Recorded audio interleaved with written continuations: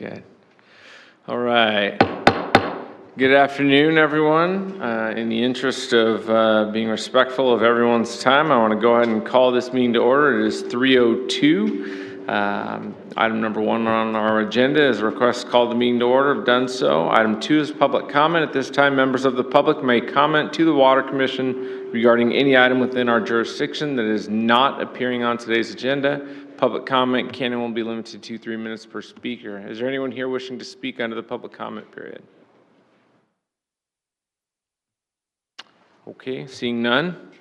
Close public comment period. Continue on. Item 3 is just pointing out that our August 12th, 2024 meeting minutes are recorded and located at the following web address.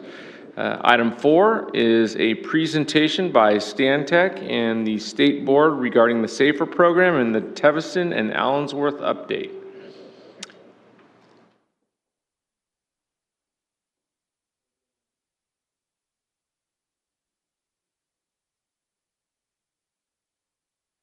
Both work. You can choose whichever one you would like.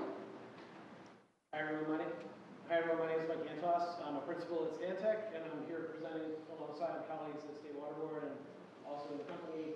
We're having a slide deck on last 2 our agenda items, so let's see if we can get up.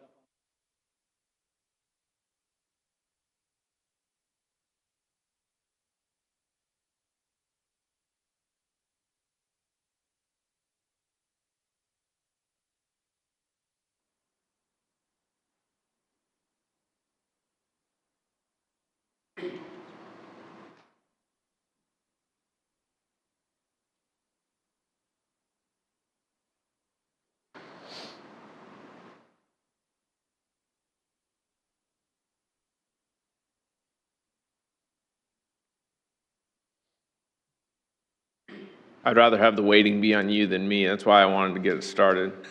No problem. Okay. I used to teach at the Cal State, so I'm comfortable standing quietly in a room for a while, waiting for the students to decide how to answer my questions.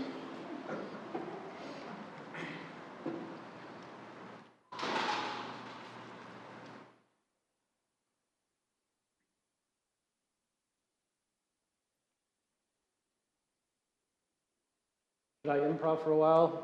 Yeah. Can I borrow your phone, Chad? Yeah.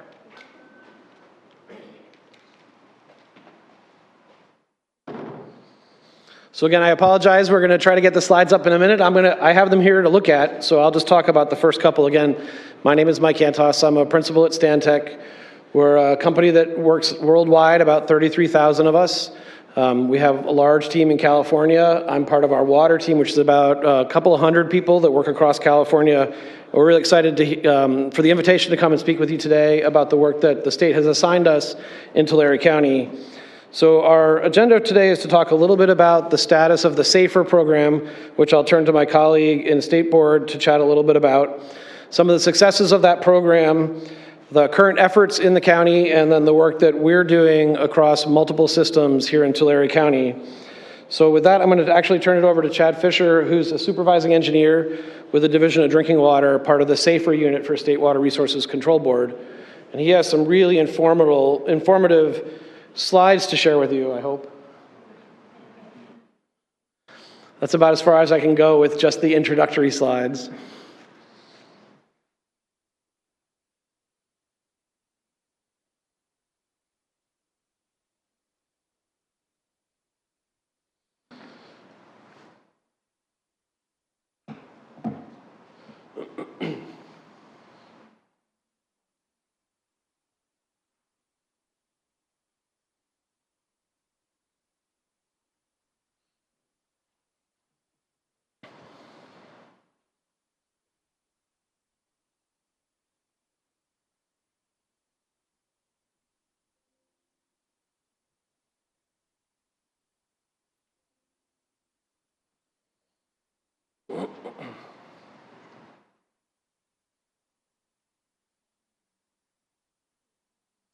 It looks like it might be a little ways away.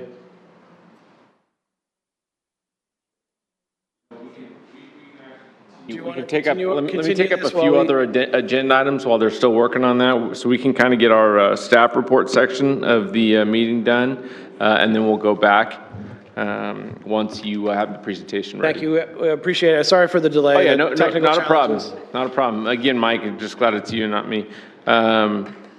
Okay, so we'll go ahead and move on real quick, and we'll get to the staff report section of the agenda. Item A is Sigma implementation.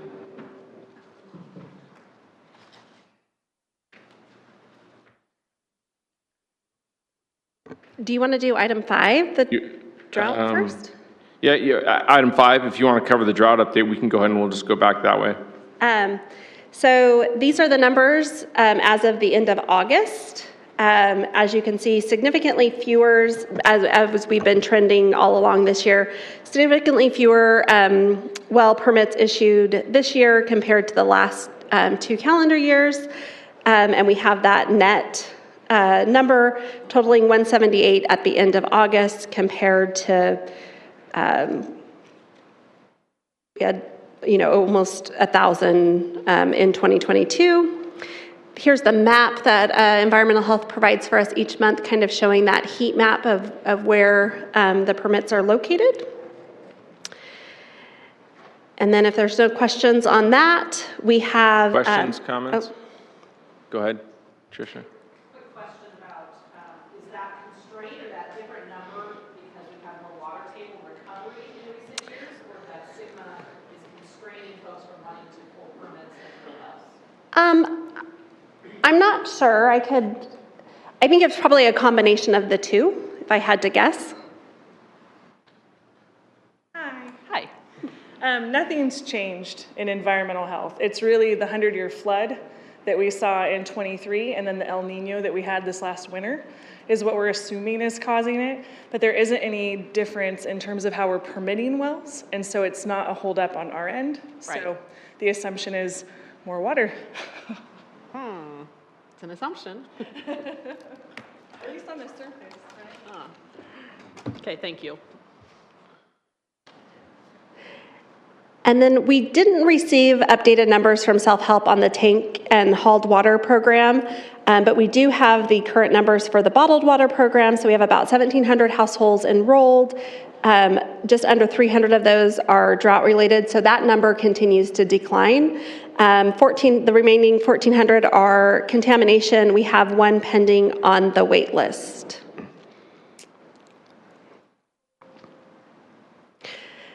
And that's the drought update. And Chair, I would like to skip the legislative update and go to the staff reports if it pleases the chair and the commission.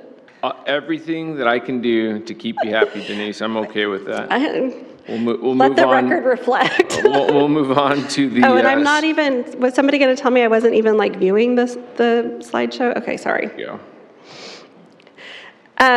So the Sigma implementation update, not a whole lot to update, except that the Tulare Subbasin next Tuesday has their probationary hearing up in Sacramento. Folks can also participate virtually online through the state board's online system. There has also been a number of GSPs in the Tulare Subbasin that recently have been revised and readopted in the last couple weeks. I know I saw one for Delano Early Mart for later in October. And so that is what is happening right now. I don't know if any of those GSA managers would like to share anything additional on next week. Rogelio? Nothing like being put on the spot, huh? You all ready? Being at the edge. The Eastern Tulare approved their amended GSP on August 29th and currently in preparation to present along with the other GSAs in the subbasin, as well as the technical consultants in the subbasin getting time allotted to them from each of the GSAs to be able to speak specifically on the subbasin as a whole, but as well as having time for the individual GSAs to provide their own presentations. Okay. Go ahead, Eric. Denise, I think all but 2 of the GSAs in the Thule have readopted. There are 2 that are going to be taking place, I think, both before the hearing, so this week, as Yes. far as we understand. The DEID one has already been done. We're just anticipating a future revision would take place in the sometime down the road. The final DWR, State Board staff report is out in preparation for the hearing on Tuesday, as is the draft resolution for the board's consideration. 2 items to note in there. One is probably not a surprise that staff is recommending the state board put the Thule into probation. But 2 is also a recommendation that both Delano Early Mart and Kern Tulare be excluded from section 10735-2C1 fees and extraction reporting, which would eliminate those landowners' need to install meters, report on extractions, and submit fees to the board. So the first exercise of good actor flexibility that the state's got.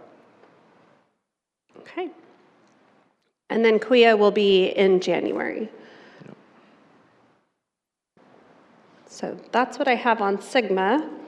Okay. I don't believe there's any other commission updates aside from the vacancy in District 5. And everybody has submitted all of their Form 700s and ethics training, so Okay, we're good great. there. Okay, are we ready to go on the slideshow now? We are indeed. All right, good deal. So now we'll go back to item 4, which is the Stantec and State Board presentation, introduced once again. I hope we're good, because I'm on this computer now. New microphone. Oh, it is. It's up. Fantastic. All right, I apologize for the fits and starts. Again, my name is Mike Antos. I'm a principal at Stantec, an integrated water management specialist. We're really excited for the invitation to present before the commission today. This originated from our assignment as administrator in Teviston. We have other assignments in the county that you'll hear more about as we speak today. And we wanted to share the time with State Water Board, who of course are responsible for the Safe and Affordable Funding for Equity and Resilience, or SAFER program that funds our work in the county. So we're going to trade off a little bit on how the presentation goes. So I guess as I said, our effort today, Chad from State Board will talk a little bit about the status of the SAFER program, some successes and current efforts in the county, and we'll come back to myself and my colleague Emily to talk about the work that Stantec is doing here in the county. So with that, I will turn it over to Chad Fisher, who's Supervising Engineer, Division of Drinking Water.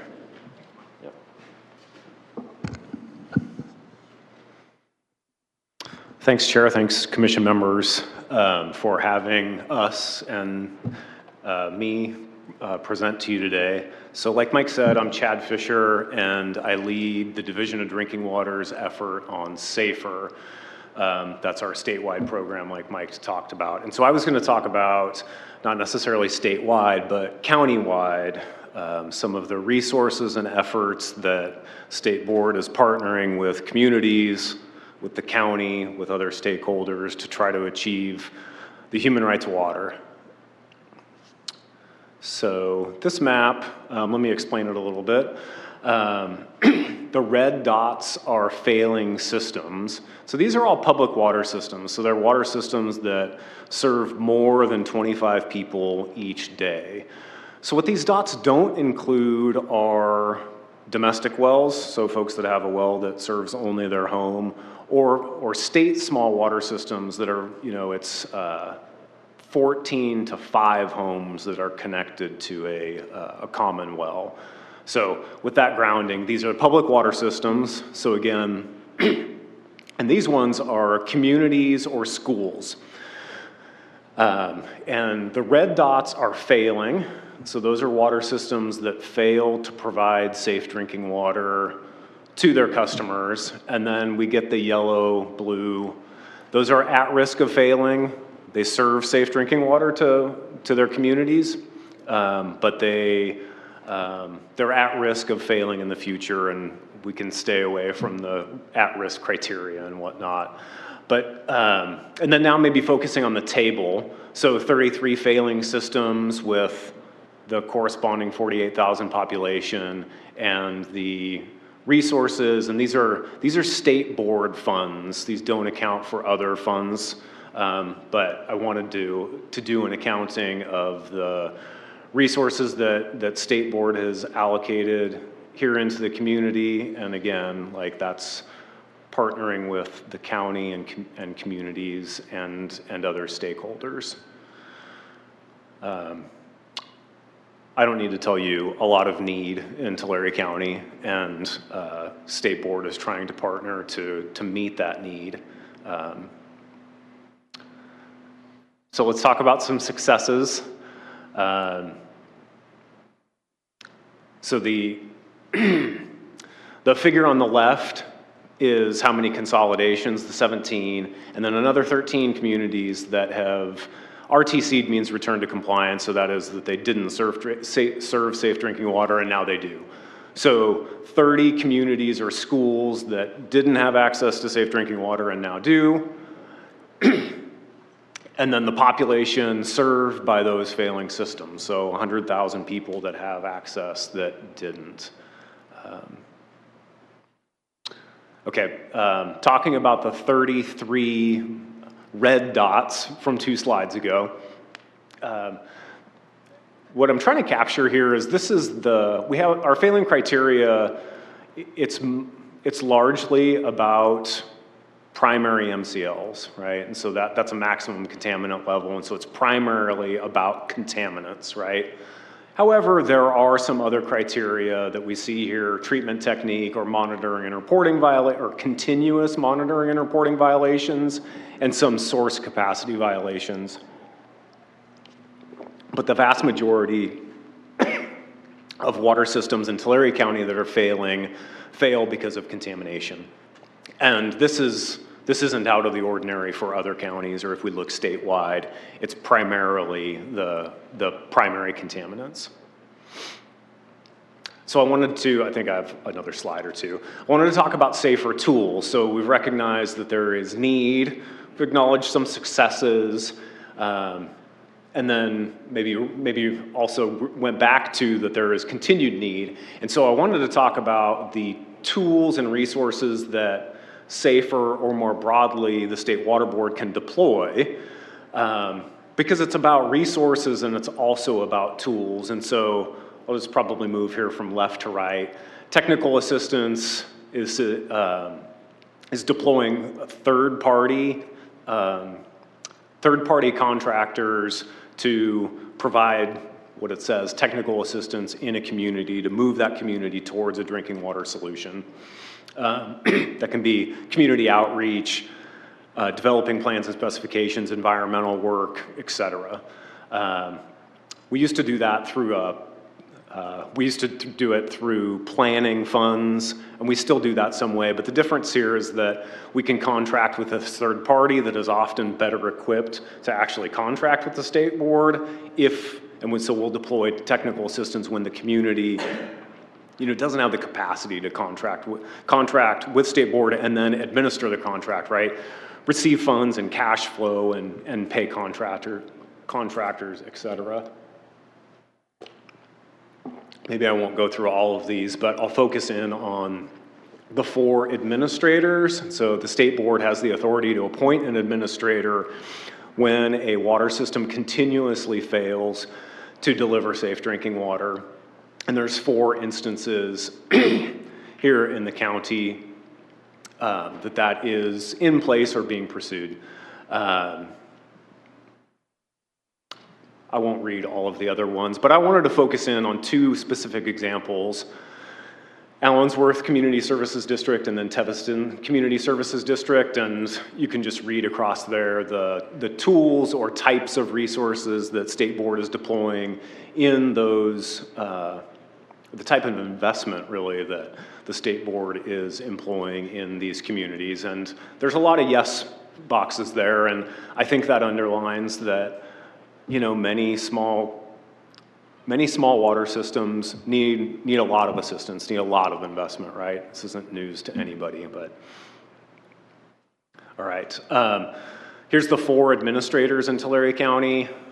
You guys can read them there: East Arosi, Teviston, Sierra Vista, and Allensworth Community Services District. And one of the things that I should talk about is that maybe in the continuum of the tools that State Board can deploy into a community, the administrator is, well, I was going to say it has the most impact. It's certainly the most resource intensive, and because an administrator is being appointed to essentially run the water system, for the community. And then my next slide is, these are the goals of the administrator, right? And so the administrator is appointed, and the administrator is appointed and runs the water system, in an effort to deliver safe water to the community. Oftentimes, or in most every time, there is infrastructure improvements, an infrastructure project that needs to be administered to deliver safe drinking water. And then there's a lot of, our administrator policy handbook has quite a few, or it has extensive requirements around public engagement, because State Board is cognizant that this administrator shouldn't operate in a vacuum, right? And that the administrator there is really there to meet the needs of the community, right? And with that community, more community engagement and better tailoring solutions to meet the unique needs of that community ensures, maybe long-term success. Quick question on that. So since you you have the full-scale administrator in both Teviston and in Allensworth, those are both in District 2, so I'm a little bit familiar with them. Just curious on when a private administrator comes in to run the system, those communities, those systems have infrastructure items in place, like say CSD or community service district staffs that are performing that function. What happens to those staffs during that time? Are they doing work? Do they continue to carry forward their normal duties? Obviously, their ratepayers are still responsible for paying their water rates, even though these projects are being undertaken, but they're really not getting anything back from that staff, other than if you look at they're continuing to have their water provided to them, but their staff's not necessarily running the system. Do you follow what I mean? Yeah. So is that kind of the way that it's working, or the administrator's working hand in hand with the existing staff, and they're more of the local boots on the ground guide for the system administration? Yeah, I think Emily and Mike are going to get into that Okay. more, the nuts and bolts of it. But to answer your question, Supervisor Vanderpool,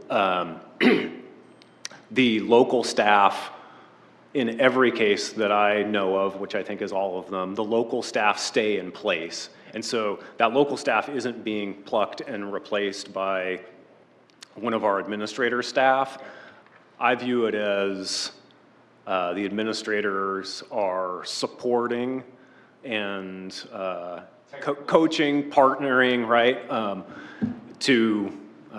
with those local staff, and I think the outcome is improvement for folks. So appreciate that question. Sure. I think, any other questions before I turn it over? Not yet? Okay. Great. I'll turn it back over to Mike. Yeah. Thanks, Chad. Thank you. So I appreciate the question, and you will hear some of the answer as we go forward here a little bit. And again, I'm Mike Cantos, and I lead the Stantec teams that work across all of the SAFER assignments that we've been given. So that's across much of California, not just the assignments here in Tulare. We have a team of about 45 people working on various aspects of the program in support of the state and its goals. Emily Finnegan, who will join me at the podium here in a few minutes, is our lead in both Teviston and in Allensworth once our work plan is approved. So she has more local knowledge than I do, but I did want to talk a little bit about how Stantec comes to this. And as I said, we're an international firm. We're headquartered in Canada. We have about 33,000 people around the world. And we provide sustainable engineering, architecture, and environmental consulting across multiple domains. And my team that's working in this is in planners, our engagement specialists, our engineers, And the Stantec, it sounds like branding, but it really holds true in our work here, is that we work with communities to redefine what's possible for them. And that's how we approach our work across the globe, and it's how we approach our work here as well. So when you saw the administrator goals that Chad shared a minute ago, talking about safe and reliable drinking water, completing necessary improvements, engagement, and overseeing implementation of long-term solutions, those are the goals of the program. It's often talked about as a technical, managerial, or financial challenge, a TMF challenge.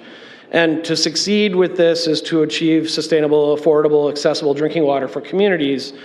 Sort of the approach that Stantec brought to bear with the team that we have is that it's actually 5 things that need to be brought into a sustainable path. It's not just technical, managerial, and financial, it's also social and political. There needs to be buy-in from the community that the solution being deployed is the one that they picked. There needs to be representative support for those solutions so that they will be maintained over time. So we can bring in the best engineers to design the best infrastructure. If we then end our assignment and walk away and the community doesn't feel like it's their solution, they don't have leaders who understand that it is the thing they picked and the thing they want over time, it's far less likely to be a sustainable solution. So our approach really is this TMFSP approach, and it's how we bring ourselves into this work.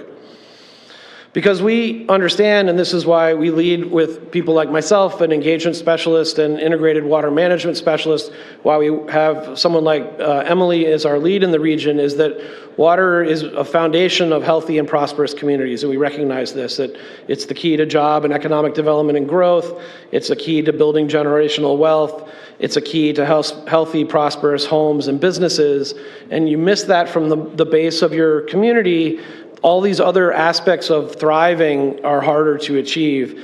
And so bringing safe and affordable water is, of course, important. It's the assignment we've been given by the state to help get a system into compliance with drinking water standards.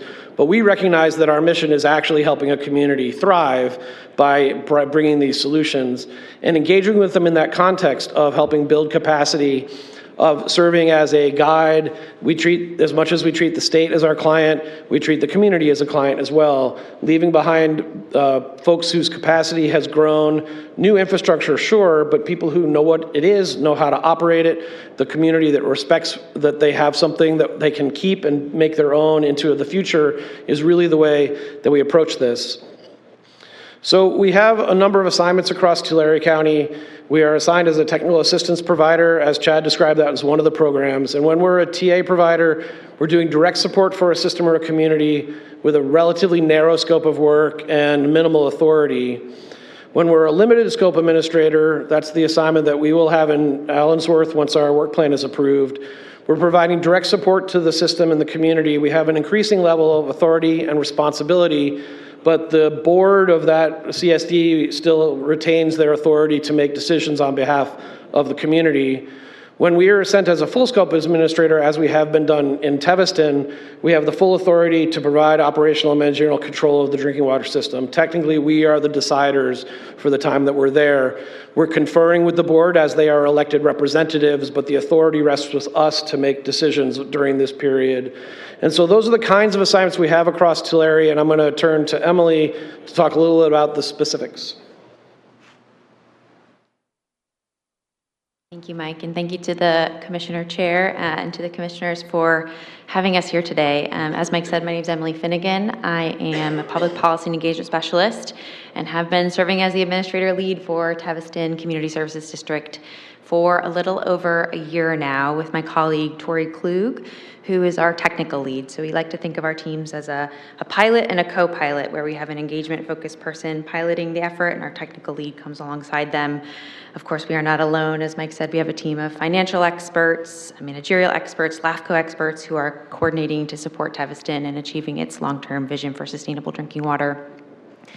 Teviston has had a long history of repeated well failures. They struggle with current MCL exceedance of 123 TCP at their current active well. And they have a long history of poor record keeping, high staff turnover. When we first came to know Teviston, the community shared a history of corruption, of records that were stolen, deep challenges, and some mistrust of the board when we first stepped into this community. And our work first was to listen and learn from the current board members from the staff members. When we were first appointed, the general manager at the time left without notice. And suddenly there was the 21-year-old assistant general manager became the general manager. And so our work has really been to work alongside her and build her capacity, providing regular training and support for her, bringing on a bookkeeper, kind of cleaning up their systems and their records, and then working with them to identify and implement a long-term drinking water solution. So we have been working on the construction of a new well 4, and advancing design of treatment if treatment is needed at their well 3 site, and then working with Teviston to start to engage their neighbors.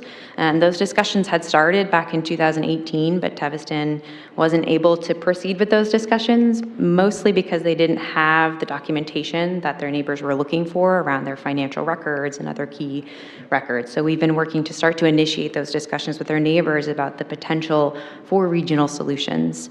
And then providing additional governance and managerial support. As Mike said, we meet with the board members regularly. Teviston does not currently have a board that can meet quorum, so we've been working with our colleagues at Self-Help Enterprises to do on-the-ground door knocking, try to help get some more folks appointed or elected to the board. And then working on financial management oversight. That's been a really key part of our effort. We are helping Teviston currently do their first audit in over 10 years, which is quite, as you can imagine, an interesting time for us. And then, of course, the inclusive engagement and planning process, as our community accountability and engagement plan guides the engagement and accountability that we will be doing, the regular public meetings with the community and other ways to provide input, both through a 24/7 call center and then reaching out to me directly. There are many ways to get involved. We would love to see the commissioners there. I know we had staff from Supervisor Vanderpool's office at our last public meeting a few weeks ago.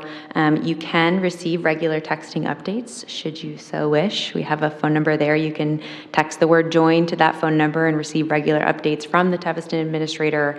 And then we have our next quarterly public meeting scheduled for November. So lots of ways to get involved and stay informed about what we're doing in Teviston. Next slide. And then, as Mike shared, for Allensworth, our work plan has not yet been approved, but we are proposed to be a limited scope administrator.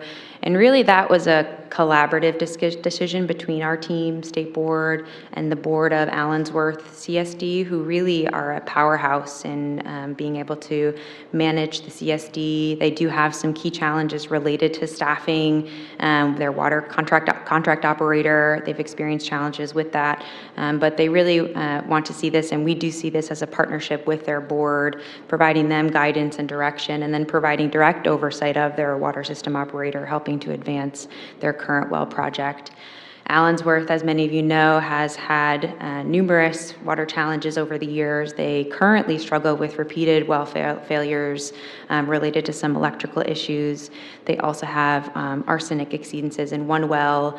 They have struggles with aging infrastructure and staffing challenges that they are hoping that our team are able to work with them to address. And similarly to Teviston, we really started our work in Allensworth by listening first, meeting with board members who have this deep history of the community, staff who also have a really deep history and knowledge of the community, and really listening from them where they want to see our activities really focused. And for them, it was really focused on the contract operator support, on pursuing and supporting them in advancing their well project, and on some of their managerial and financial support. And that's really the focus of our efforts there, in directing their water operator, helping them also with their financial audits and bookkeeping, and ensuring that we are accountable to the community, that we're providing regular updates about our work, seeking community input at key decision points along the way. And our work plan is not yet approved, but as soon as it is approved, we will also be holding quarterly in-person public meetings in Allensworth to provide regular updates about our administrator work. One other way, as Mike said, there are a few different tools in the toolbox that State Board has tapped Stantec to deploy our team to work in Tulare County.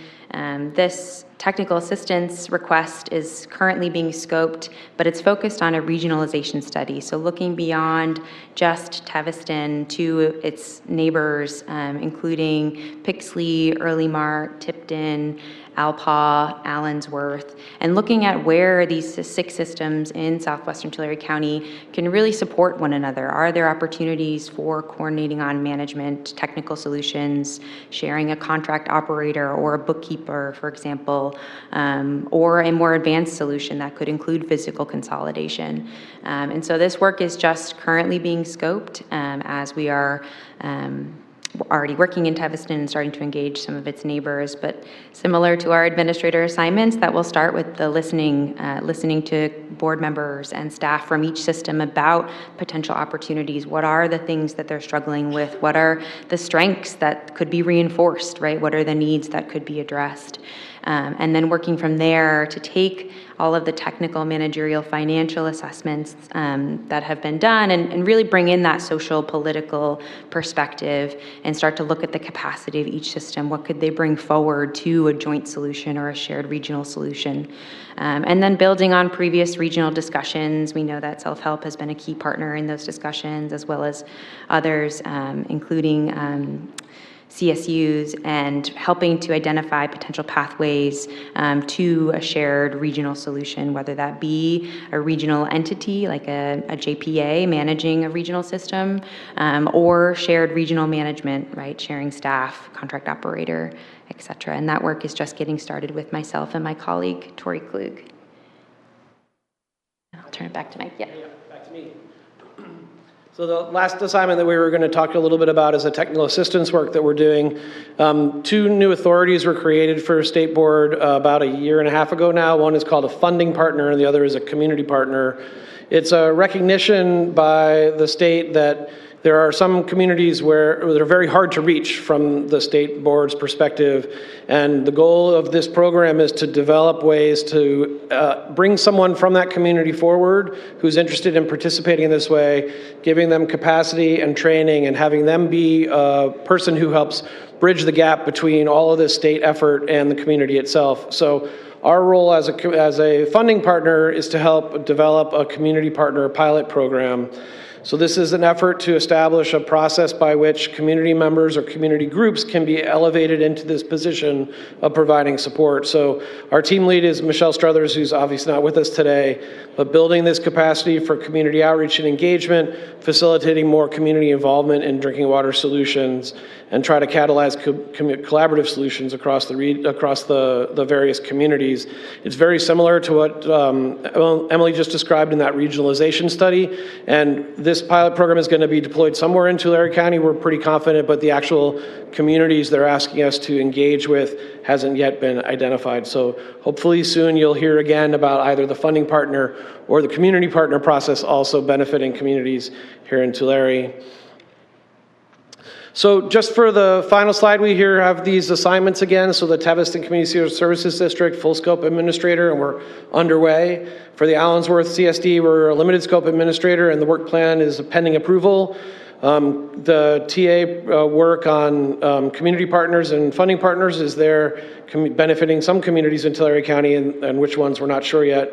And then the Teviston, Pixley, Early Mart, Tipton, Allensworth, and Alpaugh regionalization study is also just getting underway. So we're consider ourselves quite fortunate to be working with the communities of Tulare County. I know, speaking for myself and on behalf of the whole team, we get a lot of reward out of supporting communities take these steps forward that have been such a challenge for them in the past, and we're really excited to be helping and glad to be here talking with you today. I think we can go to questions and comments, and I can leave this slide up, and myself and Chad and Emily are all available to answer questions if there are any. And we appreciate the opportunity to talk with the commission. We usually never have any questions here at this Water Commission, so no, I'm kidding. Go ahead. Who wants to go first? Go ahead. So in your experience, what has been the biggest pushback that you've received from the communities that you've helped out in your full scope administration format? I think everyone is concerned about cost, and the anguished choice between inexpensive, unusable water and expensive, usable water. And the sense that that is the two choices, I think is one of the spots where we've had the most challenge. I think in Teviston in particular, people are really ready for a solution, and finding the right one for them that is not burdensome beyond what they can manage. That's, I think, and it's not pushback, it's more worry than resist. It's more worry than resistance, I suppose, is the right way to answer it. Yeah. And I also think that an added element to that cost is the fact that most of these systems that have all been highlighted here really lack the economy of scale to maintain affordable per connection water services that's reliable, healthy, and safe. So that's a big, it's tough to have safe drinking water when you've got 50 connections or 100 connections in a community. And then they also have to pay for their staff. They've got to pay for the once every 10-year audit that was mentioned by Emily earlier, just to comply with the state. I mean, there's just a lot of different things. Yeah, the challenges there are many challenges faced that are about the drinking water, about contamination of groundwater, the economies of scale, as you suggest. Yeah. Future-proofing too, like you build something, it immediately starts degrading, and you have to be ready for when it needs to be replaced. So there are countless challenges that the smaller communities have in the way that you're describing. Yeah. Go ahead, Eric. Can you speak a little bit to the handoff once you're done with the administrator role and setting up a community for future success, both from a ratepayer, perspective?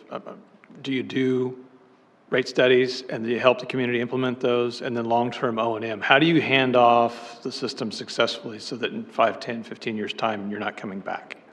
So the handbook, the administrator handbook that the state has put out, puts it on the administrators, us, to generate a post-administrator drinking water service plan within 2 years of being appointed. So we have to generate a plan of all the things that need to happen such that we can leave and a sustainable solution will be in place when we do.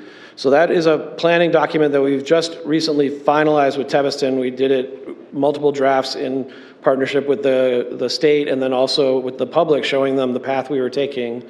So the handoff is going to be unique for each system. So on some systems, the handoff may be a consolidation in that it won't be a system anymore. It'll be merged with another one. In some of the communities, it's about building infrastructure and staff capacity. Rate studies are available to us in our scope of work, and we will complete them in situations where we need to help the community understand what it will take to move forward with the solution that's been selected. So in general, we have to make a plan for how we will depart and what infrastructure, what staff capacity, what financial mechanisms, what all of the managerial tools need to be before we can leave.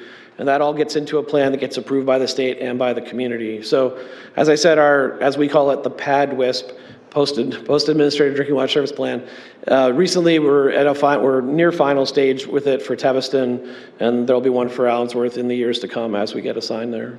But as Stantec exits those stage left, is that in place where, not just the plan, but so the plan is the rate for study and the staffing and the long-term yes. O&M, is it all ready to go? Yeah, the assignment is to get them to a sustainable place. Okay. And so the plan is for us, it's the plan we carry out for all the things that are required to get them to sustainability. Okay. And I've got a question for Mr. Fisher later, maybe. I don't know which order you want to go in, but question on your table where you're listing out the failing to no issue and then the dollar amounts that have been assigned. You had 40-some thousand in the failing category and 160,000 or so in the at-risk or not failing. Yep. About 40 million's gone to each group. Can you speak a little bit to how the board decides to distribute those dollars between failing or not at risk and populations and the like, if that makes sense? It's a bit of a menagerie, but I'll try to address it. And I can provide to the commission the fund expenditure plan and intended use plan that the board adopts every year that answers that question precisely. But I'll try to answer in a couple ways. The board is prioritizing failing systems, And the board is also prioritizing consolidations. There is funding that gets deployed outside of those two buckets, but those are the big priorities for the board. And so the dollars that you see around at-risk and not at-risk systems are mostly around consolidations. This recognition that Supervisor Vanderpool and yourself already put together, which is how does the community come out the other side of any situation, administrator or not, how do they come out the other side sustainable? And a lot of that, like Supervisor Vanderpool said, is economies of scale. And so that's why the board is prioritizing that. And then, the priority around failing systems is delivery of unsafe drinking water. For me, that's what our board, as far as drinking water, is about, so. And follow-up question. Sure. There's still a lot of failing or at risk or potentially at risks, and recognizing that the safer funding stream is 6 years from the end, or so, is the goal of the board to address all of these before the funding runs up? Or is there a kind of a strategic plan on trying to capture as many of these as possible? Yeah, there is a strategic plan.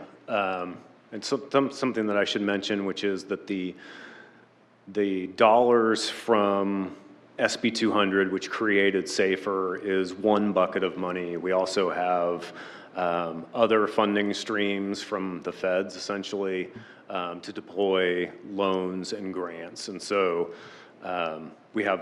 when SAFER money runs out, or DFA is still there. There's still some funding and some resources in place. But to your point, there's 380 failing water systems across the state today. Mm-hmm. That's probably plus or minus 5, but anyway, 380. And they all, this pains me to say it, right? They all will not be solved in 5 years, right? So the priority is around the system, well, I shouldn't say the systems, the communities that have been failing for the longest amount of time. So folks that have not had access to safe drinking water and have been in our pipeline for a long time, we are prioritizing finishing those projects while getting the other ones started. But the trajectory of some of these projects, I don't think I have to tell anybody here that has been around a project, it doesn't happen in a year or two. But does that answer your? Yeah, it does. Okay. Thank you. Appreciate Yeah, sure. Okay, other questions? Commissioner Taylor. Thank you for the presentation. In regards to SAFER, this is a fairly new program, I'm guessing? Yeah, 2019. So no systems to date have graduated, right? Have gone all the way through this program? Oh, sure, yes. Okay. And about 30 or so here in Tulare County have. Good. Yeah, about 900,000 people statewide have. Over 100,000 in Tulare County, on an earlier slide that you mentioned, got access to clean water from this. Good. Okay. Yeah. What, between Teviston and Allensworth, how many connections are there in those? I think they're both about, well, I know Teviston is right around. Teviston is 130, Allensworth is 164. Okay, so fairly. Around 300 connections total. Okay. And then the last question I have is Tuleville on the map at all as far as a target for this program? Absolutely. They are absolutely on the radar isn't the right word. They are implementing a project to connect to the city of Exeter. So Yeah. Co-funded project with Department of Water Resources and State Water Board. See, and that's one way that we can help solve some of the economy of scale problems that these communities face. Like there was the one slide that highlighted the initial study and looking into Alpaugh, Allensworth, Angiola, Teviston, Early Mart, potentially consolidating, but even more so, maybe they'll be able to share a bookkeeper or something, but you talk about an economy of scale from a water connection standpoint, and even on a wastewater front as well, because, if you look at just the waterfront, if you're doing your own groundwater recharge in these areas, that's not going to be a long-term solution for safe drinking water. So working on wastewater type solutions and consolidations could be a really effective tool as well. I was going to say, the state board is particularly excited about that regional study. Yeah. Because again, something that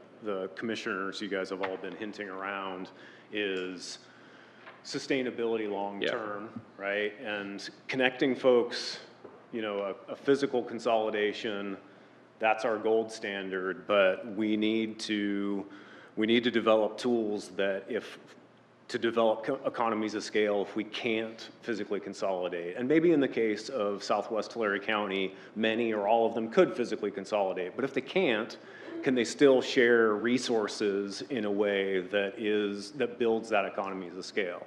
Because you guys all said it before, which is the water rates. If water's going to be affordable, we have to build the economies of scale. Or one of our legislative asks, you just took right out of our mouth right there. Next year, we're going to be seeking some kind of legislative solution. Instead of having each CSD be required to complete an annual audit to even qualify to apply for a grant to upgrade their infrastructure, to provide safe, cleaning, drinking water, or upgrade an existing system that they got a grant for a few years ago, they have to have an annual audit. Well, I mean, that's just a requirement that is being imposed upon them. Could that be moved to every 3 years or every 5 years? Or could it be, you know, one auditor comes in and is contracted to provide at a base rate for all of these differences? I mean, there's a lot of different solutions, but right now there is none. And some of these small CSDs are paying $20,000 for a damn audit to be able to apply for a grant. So a little frustrated about that, but that's not your fault. Any other questions, comments from commissioners? Go ahead, Commissioner Claudio. Thank you for the presentation. Kind of seeing that map, I realize my whole family lives in failing water systems. But wanted to get to the community outreach. As you've been going out there, have you been getting more and more engagement? The things that you mentioned earlier, pretty much things I've heard all my life. As far back as I could remember, even Teviston has talked about maybe should we connect with Bixley, should we connect with Early Mart, just because of that and the turnovers. So I'm really curious, especially since historically in a lot of these small communities, you do have issues of quorums and just meeting the bare minimum so you can't get business done. Have you been able to get more community engagement as through this process that you're starting to see more interest? You're seeing more people from the community expressing the issues that they've had as ratepayers, as going through that system. Having grown up in Early Mart, the biggest thing has been the aging infrastructure. It's old, it's unable to provide all the needs. The community wants to grow to be able to have more homes, more businesses, but it can't because the system can't take it on. But at the same time, being able to grow is what would allow to have more ratepayers to afford, you know, a better and improved system long term. Because obviously the main thing is, you know, you can get funding for projects to get things built, but being able to maintain the system is the long-term sort of issue that we have with these communities that are at minimum wage, seasonal labor, farm workers. It's really difficult, really kind of just in the economic status. So just curious as to how that engagement has been going. Yeah, lots of good questions in there. So in terms of how the engagement has been going, one of the first questions that we got at one of our Taviston public meetings was, why aren't we a part of Pixley? Which was a pretty great question, considering the Taviston address is Pixley, California. So I think the communities are already thinking in that way, that they see the opportunity for economies of scale. We also make sure that all of our public meetings offer simultaneous interpretive services so that we're providing all of our communications in English and in Spanish. We have a call center that is in English and in Spanish, so we're able to reach folks in the community that may not have been accessed through prior outreach or through other previous board meetings. And I think the change in leadership and feeling like we are here to help, we are working alongside the community, especially when there were frustrations about previous board members. There's a sense of a path forward that I think is really encouraging. And, you know, there are still a lot of questions. People have a lot of questions about TCP. What are the long-term health impacts of TCP? How is this impacting my kids, my family, my community? What happens if we find TCP in the new well that Teviston's constructing? What happens then? So there are still a lot of uncertainties, and holding space for those questions, doing our best to come to the community with as many answers as we can. But I think we're definitely seeing a lot of interest, a lot of uptick in engagement, a lot of interest now having, staff better trained to answer and respond to community questions. That's definitely helped with frustrations that were previously existed at the staff level, feeling like their questions weren't getting answered. So I think there has been a lot of progress, and there's still a lot of work to be done moving forward. The one thing I would add is that I think we've seen the success of our approach in that members of these communities that we're supporting are proud of what they have, even though they can see the deficits that they face. Right, and the fact that we come in honoring that, right, that our job is not to judge them as disadvantaged or failing, right? We're there to support them growing the way that they want to grow, improving the way that they want to improve, honoring the knowledge that they have about their community that we don't have. Like, they're experts on Teviston, we're experts on water, and by a partnership of those two pieces of expertise is how the path forward goes. So I think that approach is earning a stronger amount of engagement, more people. The first meeting when we were there with interpretive services, the meeting started and there were about 12 people in the room, and all of them were texting their friends. And about 20 minutes later, the room had grown like 3 times as large, with people coming in ready to participate in Spanish, assuming ahead of time that they weren't going to be able to, right? So we're starting to see that kind of engagement really grow as we're there playing the role that the state's asked us to play, and in doing it in the way that we've chosen to do it. Thank you. I'd like to attend one of these quarterly meetings. Disorderly meetings? No, I would like to attend one of these future quarterly meetings. We'd be excited to see you there. Yeah. Okay, any additional questions or comments? Okay, thank you very much. Appreciate the presentation and the update. Okay, now we're going to move on to Denise's favorite item on the agenda. That's item 6, legislative subcommittee reports. Can't skip it anymore, Denise. No. Now I'm back on the agenda. All right. So Rogelio is going to be our spokesperson for the legislative subcommittee, because he's the only commissioner that was at the meeting and here. So we met last, was it Thursday, Wednesday? Wednesday? Okay. And went over what is currently included in the board's legislative platform. And so just to give the commission kind of an overview, the board adopts a legislative platform. In the past, they've adopted it annually. I believe the desire this time is to adopt a 2-year platform, so it has a little bit more longevity. And what the platform allows is for the board to act on legislation or rulemaking outside of their normal board schedule. So if something is not on the platform, it requires myself as staff, for example, to prepare a letter of support or a letter of opposition or a resolution, and then work our way through the board's agenda item process. And so being in a department, that could be 6 weeks to 8 weeks, depending on schedule. But this allows, if it fits in the legislative platform, the board can almost immediately, upon the chair's approval, send off those letters of support or opposition. So this is what is currently in the board's platform. The first tranche of items are in the state platform, and then when you get down, I actually should just look at my hard copy here. When it changes, and I don't have my,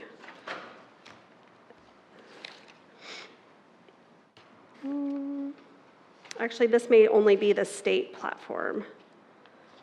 Got Sigma. So it looked, when where it says water, and then the next thing is water storage on the second to last page, that is then the federal platform. So that talks more about the federal water project and those items. I'm not sure how the commission would like to go about this. This is redlined with track changes and some comments from our meeting. There are still some holes that need to be filled in. The commission doesn't necessarily have to take action today. Israel, who is the board's chief of staff, will be working on this and bringing it to the board for approval. I believe his timeline is to bring it in January. He did ask for comments in October, however, he participated in our meeting, so I think we could probably dive deeper at our October meeting, because I recognize I didn't get this out to folks until Friday to look at.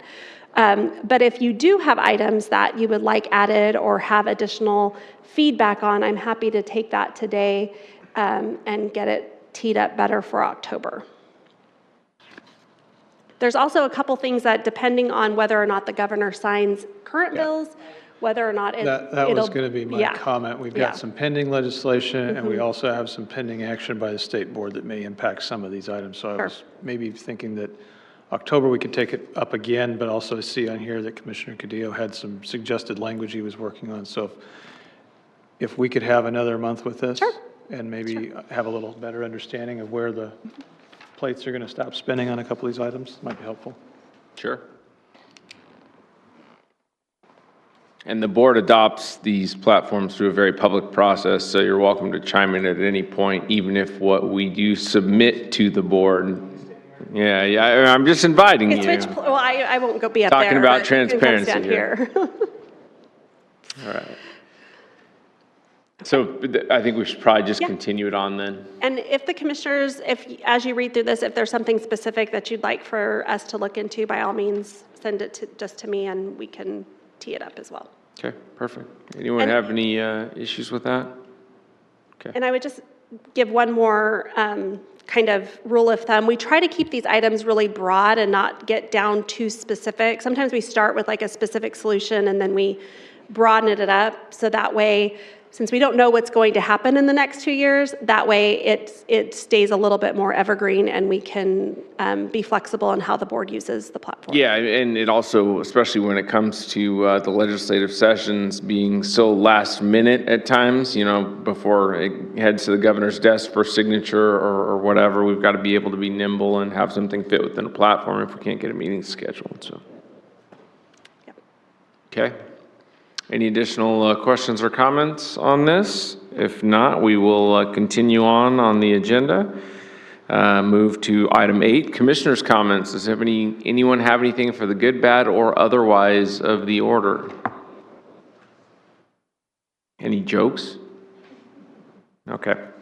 All right, we'll continue on to item 9, future agenda topics. Looks like we will be continuing on our legislative subcommittee section till next month anyways, and that next meeting is set for Monday, October 14th, 2024.